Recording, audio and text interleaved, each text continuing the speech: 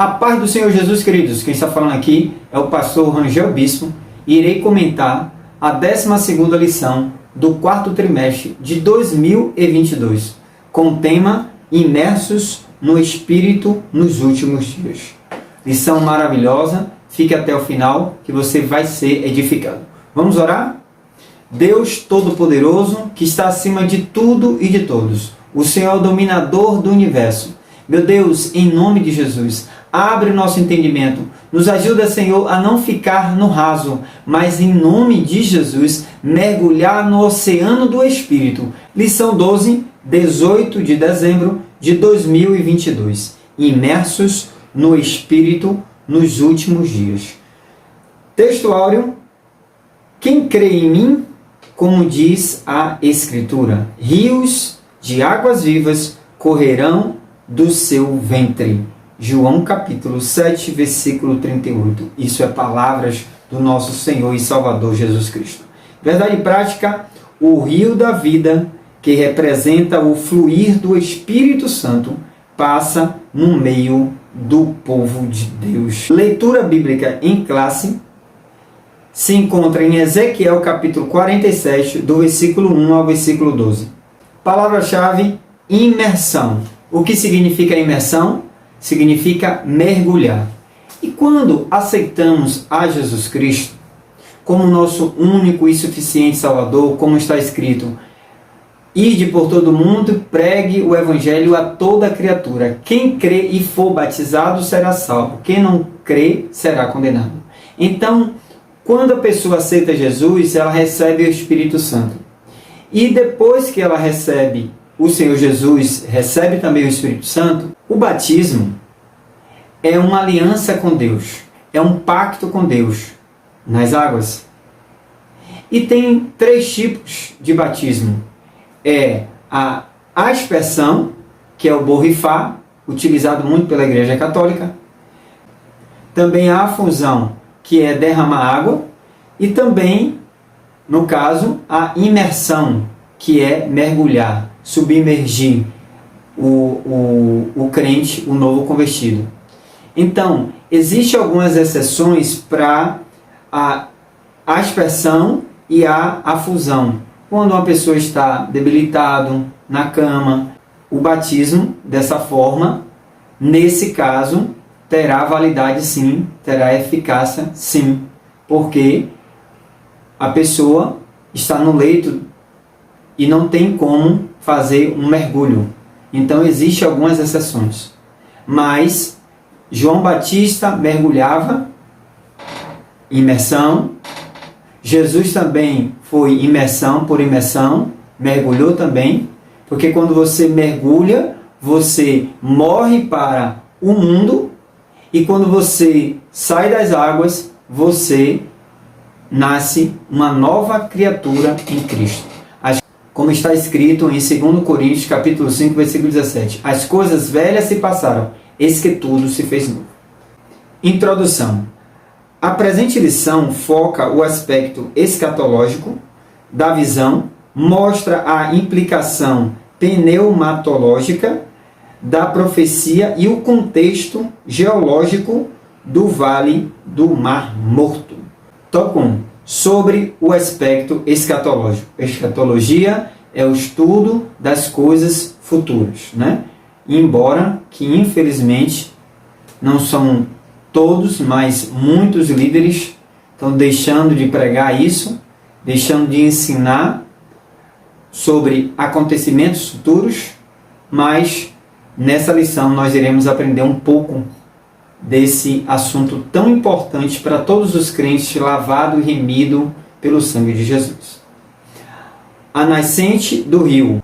A visão nessa passagem é futurista e literal, e as evidências, tanto internas quanto externas, dão sustentação para uma interpretação escatológica e literal.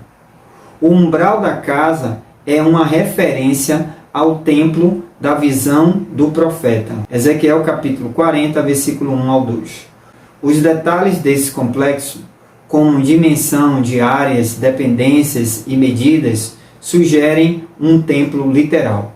Isso é simples de entender.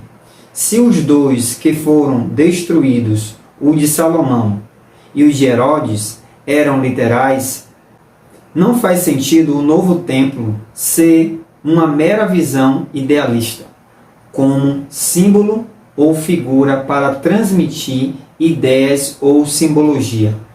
De igual modo, a promessa divina no novo templo é também literal. Ou seja, irmãos, aqui tem grupos, teólogos, estudiosos da palavra de Deus, que defendem e interpretam essa visão de Ezequiel como futurista, que é algo que é literal, será literal, e nós da Assembleia de Deus acreditamos nessa visão futurista. Já alguns e outras visões também, no caso aqui está citando só desse idealista, que acha que é só ideias, símbolos, mas nada que seja literal. Então cada um tem a sua interpretação. Mas nós, que somos da Assembleia de Deus, acreditamos sim no futurista, que é realmente literal. Amém? O guia celestial. Um personagem que aparece desde o início da visão, no novo templo, um homem cuja aparência era como cobre, tendo um cordel de linho na mão e uma cana de medir. Continua com Cicerone nesse passeio. Cicerone é guia, né? Então ele estava guiando o profeta naquela visão. Esse anjo fez Ezequiel sair pelo portão do norte e dessa forma contornar o templo no sentido horário em direção ao oriente. Isso porque a porta oriental estava fechada. Esta porta estará fechada, não se abrirá. Ninguém entrará por ela, porque o Senhor Deus de Israel entrou por ela. Por isso estará fechada. No período dos 2 templos, essa porta nunca esteve trancada. E isso revela o caráter escatológico da visão.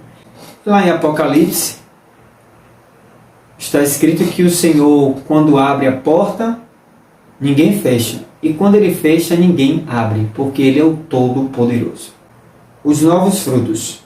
A linguagem dessa passagem é apocalíptica e escatológica, e tem paralelo com o livro de Apocalipse.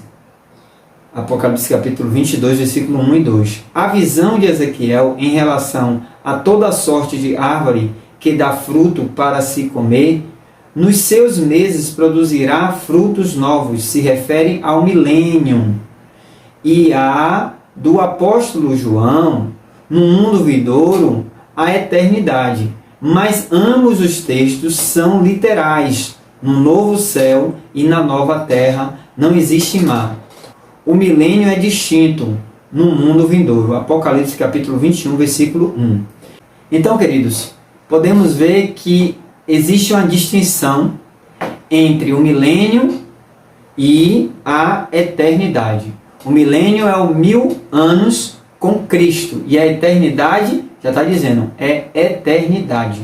Porque Deus não criou ninguém para morrer. Depois do pecado de Adão e Eva, houve o quê? A morte. E essa morte trouxe um impacto muito grande. Mas como Deus é o Pai da eternidade, Ele é eterno, Ele enviou Jesus Cristo, em João 3,16, porque Deus amou o mundo de tal maneira para que todo aquele que nele crê não pereça, mas tenha vida eterna. Então, só Jesus pode te oferecer e pode me oferecer como me ofereceu. Eu aceitei a Jesus como meu único e suficiente Salvador, porque só Jesus tem vida para nos dar.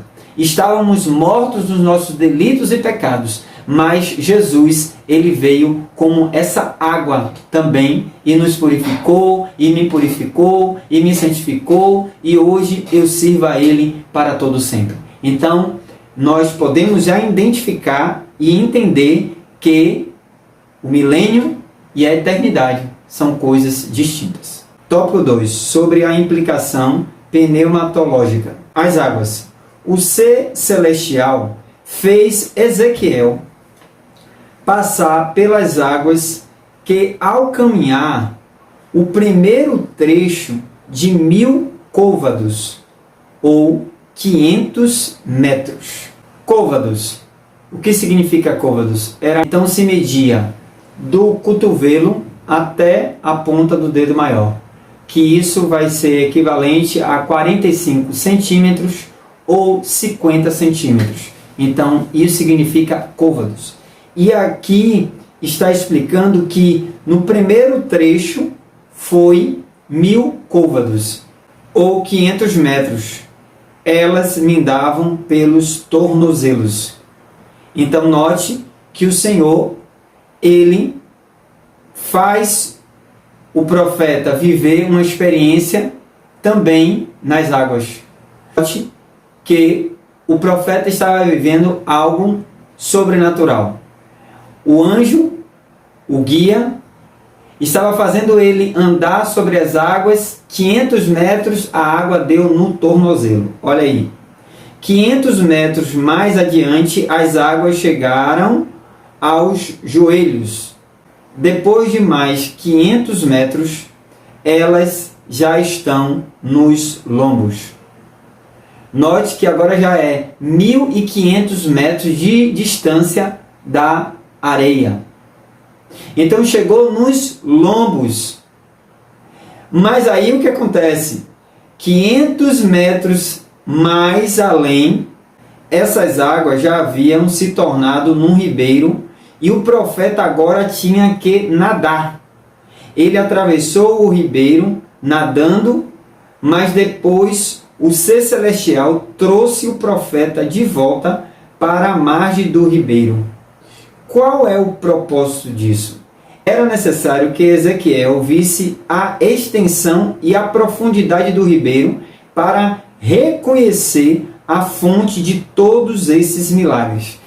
Essa experiência da imersão do profeta nas águas tem implicações teológicas profundas. Aleluia! O que a gente entende de uma forma rápida e resumida essa passagem? É que Deus, Ele não quer que eu e você esteja no raso. Ele quer que a gente vá se aprofundando mais e mais.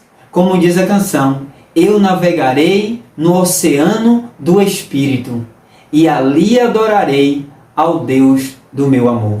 Então, nós podemos identificar que Deus quer intimidade, quer também dependência, quer que a gente vai buscar na profundidade. Quando se fala de palavra, eu mesmo tenho o costume de dizer, quando estou meditando, preparando um culto de doutrina, preparando uma ministração, eu preciso de cilindro para realmente mergulhar, para chegar lá embaixo, pegar as pérolas para realmente oferecer o melhor para Deus. Deus não quer ninguém no raso. Se você está no raso, Deus vai te levar para fazer um mergulho com Ele, para você realmente ter experiências profundas com Deus, assim como Ezequiel estava tendo. Ele estava tendo uma experiência profunda com esse Deus Todo-Poderoso. O Espírito Santo. A imersão de Ezequiel nessas águas pode ser comparada ao crente cheio do Espírito Santo, visto que a água é um dos símbolos do Espírito Santo, como diz lá em 1 João capítulo 5, versículo 6. Olha o que está escrito. João capítulo 5, versículo 6. Este é aquele que veio por água e sangue, isto é, Jesus Cristo. Não só por água, mas por água e por sangue. E o Espírito é o que testifica, porque o Espírito é a verdade. Porque são 3 os que testificam no céu: o Pai, a Palavra e o Espírito Santo. E estes 3 são um. Os 3 são os que testificam na terra: o Espírito e a água e o sangue, e estes 3 concordam num. Os símbolos do Espírito Santo são reflexos das suas múltiplas operações. O próprio Jesus se referiu ao Espírito ao falar sobre o Espírito Santo no discurso de João. O Espírito Santo é ilustrado como água, pois assim como a água é indispensável à vida física de qualquer ser vivo, da mesma maneira o Espírito é indispensável à vida do crente. A água refresca, refrigera e dá uma sensação de tranquilidade e bem-estar. E é isto que o Espírito Santo realiza na vida do crente. Ademais, não podemos esquecer que o Senhor Jesus Cristo é a fonte de água viva. Isaías capítulo 44, versículo 3 está escrito: porque derramarei água sobre o sedento e rios sobre a terra seca. Derramarei o meu espírito, letra maiúscula, sobre a tua posteridade e a minha bênção sobre os teus descendentes. Olha que coisa maravilhosa. É Deus já prometendo através do profeta também, Isaías, que derramaria a água purificadora. João capítulo 4, versículo 14 está escrito: mas aquele que beber da água que eu lhe der, nunca terá sede, porque a água que eu lhe der se fará nele uma fonte de água a jorrar para a vida eterna. Então Jesus é também essa fonte de água que nos dá a vida eterna, porque Jesus morreu e ressuscitou, é o único que pode realmente oferecer e o único que oferece a vida eterna, porque ele é eterno. Amém? Você já aceitou ele? Precisa aceitar, se não aceitou. Se você aceitou, continue firme, porque a eternidade nos espera. Existe uma coroa nos esperando. Irmãos, eu quero comentar sobre esse tópico. O Espírito Santo. O que é ser cheio do Espírito Santo? Nós sabemos que tem o batismo nas águas e tem o batismo no Espírito Santo. E para que esse batismo no Espírito Santo? Querido, nessa dinâmica aqui, eu quero que você preste atenção. Aqui está um copo. Esse copo está vazio, não contém nada. Então vamos entender que esse copo seria eu e você. E o que é ser cheio do Espírito Santo, nesse caso aqui? É você saber que Jesus é a fonte dessa água. E quando Ele vai derramando a água sobre nossas vidas, há momentos que a gente quer paralisar. Aí diz assim, não, aqui tá bom. Mas Deus quer nos encher. Aí quando a gente começa a dar lugar na oração, na palavra, na consagração, a gente busca mais o Senhor, aí Ele nos enche mais um pouco, vai nos encher. Chega aqui, a gente quer dar uma parada. Não, tá bom aqui, já tá bom, tá ótimo. Mas Deus, Ele quer que nós sejamos cheio do Espírito Santo de Deus. Ele quer nos encher de uma forma extraordinária. E aí, quando estivermos cheios, nós iremos o quê? Transbordar, transbordar, transbordar. É isso que Deus quer de mim e de você. Que sejamos cheios do Espírito Santo. Porque ser cheio do Espírito Santo é realmente agradar ao Senhor Jesus. Porque quando aceitamos a Jesus, recebemos o Espírito Santo. Mas o Senhor quer que nós sejamos cheios do Espírito Santo. Amém? E seja cheio do Espírito Santo. Não queira ficar no raso, não queira ficar no pouco, mas queira realmente ser cheio de Deus, cheio do Espírito Santo. Imersos nas águas e no Espírito. O Espírito Santo é a terceira pessoa da Trindade, ou seja, é uma pessoa. Mateus capítulo 28, versículo 19 está escrito: portanto, ide e ensinai todas as nações, batizando-as em nome do Pai e do Filho e do Espírito Santo de Deus. Então, Ele é também a terceira pessoa da Trindade. Como Ele pode ser uma pessoa e os crentes serem cheios dele? Como ser cheio do Espírito Santo? Essa é a pergunta, eu vou responder daqui a pouquinho. Todos foram cheios do Espírito Santo em Atos capítulo 2, versículo 4. Ser cheio do Espírito Santo é a expressão que indica estar o cristão nos domínios do Espírito. Atos capítulo 4, versículo 8 e Efésios capítulo 5, versículo 18.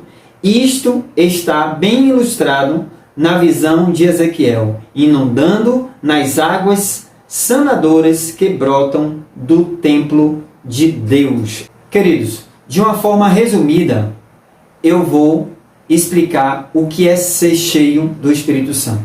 De uma forma rápida e resumida. Eu sei que esse assunto requer tempo, dias de culto de doutrina, culto de ensino, para poder debater e aprender mais sobre o assunto. Mas, depois do batismo nas águas, existe o batismo no Espírito Santo. E uma coisa não depende da outra.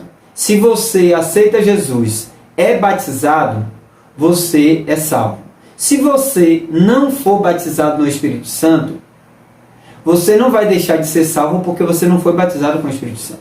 Porque o que é o batismo no Espírito Santo? É um revestimento de poder para você fazer a obra de Deus, o evangelismo, salvar almas, impor as mãos sobre os enfermos e ser curado, expulsar demônios, fazer um trabalho mais de intensidade na obra realmente evangelizadora. Mas muitas pessoas acham que é um privilégio, até muitas pessoas ficam vaidosas porque eu sou batizado no Espírito Santo e você não é. Mas às vezes as pessoas que não são batizadas, ela evangeliza. E aquelas pessoas que são batizadas, muitas vezes não evangelizam. E o batismo no Espírito Santo é específico de um revestimento para você ganhar almas para o Senhor Jesus. Mas ser cheio do Espírito Santo, na verdade, existe os dons espirituais. O dom da palavra da sabedoria, o dom da palavra do conhecimento, o discernimento do Espírito, os dons de curar, o dom da fé, o dom da operação de maravilha, a variedade de línguas estranhas, a interpretação de línguas, o dom da profecia.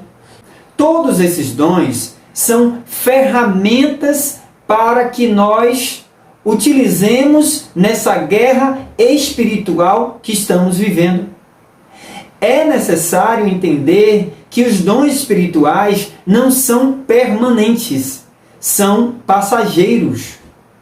Mas ser cheio do Espírito Santo, até porque lá em Mateus capítulo 7, o próprio Jesus disse: olha, em teu nome expulsamos demônios, curamos enfermos, operamos maravilhas, mas apartai-vos de mim, vós que praticais a iniquidade. Porque através do nome de Jesus há realmente milagres. Mas não quer dizer que os dons aqui sejam o sinônimo e um passaporte para o céu. Não, são ferramentas para eu utilizar no reino de Deus. Mas tem pessoas que utilizam esses dons de forma errada, como a igreja de Coríntios estava usando os dons espirituais de forma errada, ao ponto de o apóstolo Paulo estar orientando aquela igreja como utilizar os dons espirituais. Já a igreja de Tessalônica, ela não queria realmente usar, ela queria realmente extinguir. Em Atos capítulo 2, versículo 4 está escrito: e todos foram cheios do Espírito Santo e começaram a falar em outras línguas, conforme o Espírito Santo lhes concedia que falassem. Note que esses homens aqui, esses discípulos, Judas traiu Jesus, Pedro negou Jesus, os outros fugiram com medo de quê? Da perseguição. Mas depois que eles foram cheios do Espírito Santo, Pedro ali, depois do dia de Pentecostes, cheio do Espírito Santo, começou a pregar o Evangelho. Outrora estava com medo de uma criada, por isso negou Jesus. Agora estava pregando para uma multidão e quase 3.000 almas se converteram. Isso é ser cheio do Espírito Santo, é perseverar na doutrina e na oração.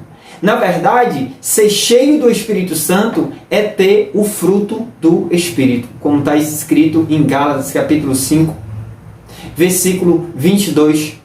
Ali está mostrando o fruto do Espírito. Porque com o fruto do Espírito, esse fruto é permanente, é para sempre. É amor, é paz, é alegria, é bondade, é benignidade, é longanimidade, é mansidão, é domínio próprio. São esses dons, esse fruto do Espírito, na verdade, que nós temos de estar buscando para ser cheio do Espírito Santo. Porque não adianta ter os dons, ser batizado no Espírito Santo e não ter o fruto do Espírito Santo. Precisamos ter o equilíbrio. Assim como a igreja está em uma guerra espiritual, como o próprio Jesus disse, que as portas do inferno não prevalecerá contra a igreja do Senhor, da mesma forma, sabemos que estamos em uma guerra espiritual e precisamos estar cheio do Espírito Santo para vencer essa guerra, porque a nossa guerra não é contra a carne nem contra a sangue, mas contra as potestades, contra os principados, contra as hostes espirituais da maldade. É essa a nossa guerra e por isso precisamos estar realmente cheio do Espírito Santo. Tópico 3. Sobre o contexto geológico do Vale do Mar Morto. Abundância de árvores. O Arabá, em hebraico, Ravar, literalmente árido, mas aparece também no Antigo Testamento como planície ou deserto. É o nome do vale que se estende desde a Galileia do norte de Israel e vai até o Golfo de Acabá, no sul do país, na margem do Mar Vermelho. Nesta região se localiza o Mar Morto. Parte da região era território da antiga Pentápolis, que incluía as cidades de Sodoma e Gomorra, cuja destruição trouxe esterilidade na região, de modo que ali não nasce planta alguma, nem mesmo capim. No entanto, a palavra profética contempla o surgimento de abundância de árvores, como resultado das bênçãos das águas vivificadoras. Esse quadro profético é do milênio. Então, nós temos de ter confiança, porque é uma profecia futura que vai acontecer, porque foi Deus que usou o profeta Ezequiel para profetizar, para realmente falar que vai acontecer isso no milênio. O Mar Morto. Essas águas sendo levadas ao mar, sararão as águas. Esse mar é o Mar Morto, ou Mar de Sal. Mar Salgado, Mar das Campinas ou Mar da Arabá. Localiza-se na depressão mais profunda do planeta, 396 metros abaixo do nível do mar, e é alimentado pelas águas do Jordão e de uns poucos córregos menores. Visto que o lago não possui escoamento natural, suas águas são eliminadas por meio da evaporação. Essas águas possuem uma salinidade incomum que vem desses riachos, fluindo através de solos salitrosos, alimentados por fontes sulfurosas. Não há vida nessa água, que contém mais de 30% de sais minerais, ao passo que a média dos oceanos é de 3%. É uma fonte de riquezas minerais. O Senhor é o Deus, o dono de tudo, o Criador de todas as coisas. E criou também o sal, que o próprio Jesus disse: vós sois o sal da terra e a luz do mundo. Por isso, também o sal é conservante. Vida no Mar Morto. A chegada das águas vivificadoras do templo revive o Mar Morto. E o resultado é a grande multiplicidade de peixes, como no Mar Mediterrâneo, o Mar Grande. Isto faz lembrar da criação no princípio.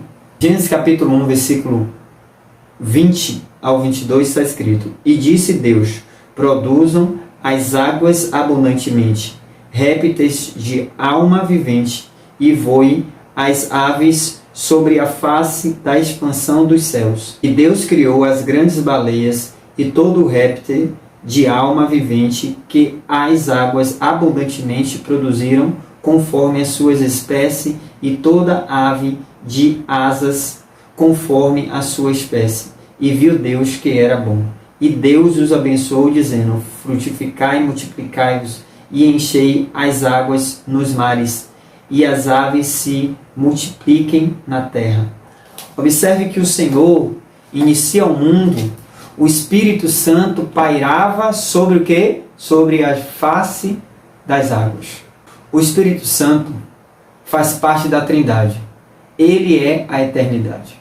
No início, em Gênesis, o Espírito Santo já pairava sobre a face das águas. Então o Senhor criou as águas, criou os peixes, e estava aqui dizendo que naquele mar morto, falando ao profeta Ezequiel, que iria trazer vida. Porque nós também, quando estavam mortos dos nossos pecados e delitos, quando aceitamos Jesus, que é a fonte de águas também, nós somos purificados através dessa água, que é a palavra também de Deus. A palavra de Deus é água que purifica os nossos corações, purifica a nossa vida. Mas o Senhor estava usando aqui o profeta para dizer: vai ter vida sim. Aquilo que está morto vai ter vida sim. E eu quero profetizar na tua vida. Eu não sei o que você está passando. Eu não sei qual é o momento que você disse: já está morto, não tem jeito, morreu. Mas eu quero profetizar em nome de Jesus vida sobre aquilo que morreu. Sobre os charcos lamaceiros com sal que não serão restaurados. Há ainda muitas controvérsias, ou seja, debate, polêmica, discussão, opiniões sobre esses charcos lamaceiros com sal. Como a vida não se estende além das águas da salvação que flui do templo, talvez a morte continue nesses buracos salinos, como está escrito lá em Isaías 66, 24.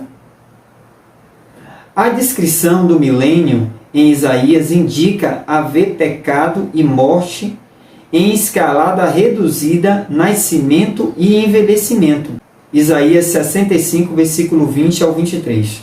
Mas há quem afirme que esses charcos serão de grande utilidade para a economia por causa da abundância das riquezas minerais, até para o tempero, como o sal para os sacrifícios. Mas não há unanimidade sobre nenhum desses pensamentos. Muitos estudiosos, teólogos, que discutem, debatem sobre esse assunto, mas tem coisas também que a gente vai ficar em Deuteronômio 29, 29. Tem coisas encobertas que pertencem a Deus. Realmente, por mais estudar, cada um às vezes tem a sua opinião, mas isso não implica da nossa salvação. Ok? Conclusão. As águas terapêuticas do rio, da visão de Ezequiel, saem de debaixo do umbral, e as águas cristalinas que saem do trono de Deus e do Cordeiro em Apocalipse apontam para Cristo e o Espírito Santo. É significativa a presença do rio no Éden, no princípio, no relato da criação, e do rio da vida no mundo vindouro. O rio da visão de Ezequiel fica entre eles, ou seja, entre o primeiro e o último. Vemos em tudo isso a restauração escatológica da terra e a efusão do Espírito sem medida. Em Atos capítulo 1, versículo 16 ao 18 está escrito: mas isto é o que foi dito pelo profeta Joel. E nos últimos dias acontecerá, diz Deus, que do meu Espírito derramarei sobre toda a carne, e os vossos filhos e as vossas filhas profetizarão, e os vossos jovens terão visões, e os vossos velhos sonharão sonhos. E também o meu Espírito derramarei sobre os meus servos, e as minhas servas naqueles dias e profetizarão. E farei aparecer prodígios em cima no céu e sinais embaixo da terra, sangue, fogo e vapor de fumaça. Aleluia! Então o Espírito Santo, ele requer de nós santidade, quer nos encher para fazer a obra do Senhor, para estar realmente ligado com Deus. Existe uma promessa do derramamento do Espírito Santo sobre toda a carne. E eu profetizo em nome de Jesus o derramamento do Espírito Santo sobre nossas vidas. Eu quero concluir essa lição, que já está finalizando. Essa é a 12ª, a última agora, a 13ª, e 22. Estudamos a supremacia das Escrituras, uma lição maravilhosa, uma lição excelente, foi muito edificante. Também, no segundo trimestre, os valores do reino de Deus, uma lição também muito boa, falando sobre o Sermão do Monte, um estudo maravilhoso. E no terceiro trimestre, os ataques contra a Igreja de Cristo. E finalizando, a justiça divina. Lição realmente maravilhosa, que você que tem acompanhado tem sido edificado com certeza. Você que gostou desse estudo, como forma de agradecimento, se inscreva, comente, compartilhe esse vídeo ao máximo de grupos de escola dominical, EBD. Desde já eu agradeço. Amém? Fica com Deus, que Deus abençoe a tua família, que Deus abençoe o nosso Brasil, que Deus abençoe a tua vida, em nome de Jesus. Abraços, fica com Deus, até o próximo estudo, se assim Deus permitir, porque a qualquer momento Jesus pode voltar. Maranata, ora vem Senhor Jesus. Fiquemos vigiando a todo momento. Amém?